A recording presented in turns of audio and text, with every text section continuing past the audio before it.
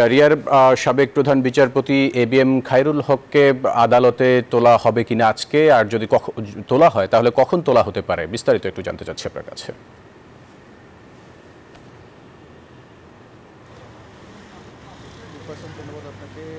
একটু আগেও কিন্তু আমরা জানাচ্ছিলাম যে সাবেক বিচারপতি এবিএম খায়রুল হককে গ্রেফতার করেছে ডিবি পুলিশ এবং তাকে কিন্তু ডিবি কার্যালয়ে রাখা হয়েছে।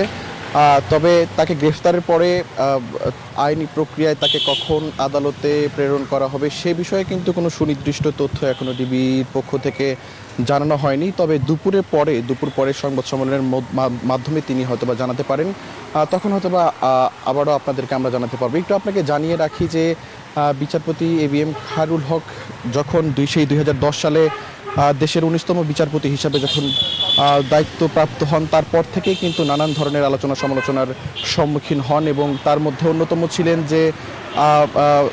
অন্যতম ছিল যে শহীদ জিয়াউর রহমান রাষ্ট্রপতিকে স্বাধীনতার ঘোষক নন এই মর্মে তিনি কিন্তু রায় দিয়েছিলেন এবং তত্ত্বাবধায়ক সরকার ব্যবস্থাকে বিলুপ্তকরণের পিছনে কিন্তু তার রায়টি কিন্তু দায়ী ছিল। তো সব মিলিয়ে কিন্তু আইন অঙ্গনে কিন্তু তার বিভিন্ন রায় কিন্তু বিভিন্ন সময় কিন্তু নানান ধরনের আলোচনা সমালোচনা সৃষ্টি করে এবং পাশাপাশি বিভিন্ন ধরনের কল্যাণ তহবিল বা ত্রাণ তহবিলের যে অর্থ ছিল সেই অর্থগুলো কিন্তু তার নিজস্ব চিকিৎসা কাজে ব্যয় করারও অভিযোগ কিন্তু রয়েছে। তো নানান ধরনের অভিযোগের ভিত্তিতে কিন্তু আসলে তাকে গ্রেফতার করা হয়েছে, কিন্তু সুনির্দিষ্ট ঠিক কোন মামলার প্রেক্ষিতে তাকে গ্রেফতার করা হয়েছে সেটি কিন্তু এখনো ডিবির পক্ষ থেকে জানানো হয়নি এবং দুপুরের পরে যদি সংবাদ সম্মেলনে তিনি জানান তাহলে হয়তো বা আপনার মাধ্যমে আমরা আবারও জানিয়ে দিব দর্শকদেরকে। তো এই ছিল ফয়সাল, ডিবি কার্যালয়ের সামনে থেকে আমার কাছে থাকে সর্বশেষ।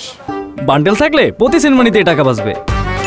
বিকাশ সেনমানি বান্ডেল কিনে জিতুন প্রতি লেনদেনে।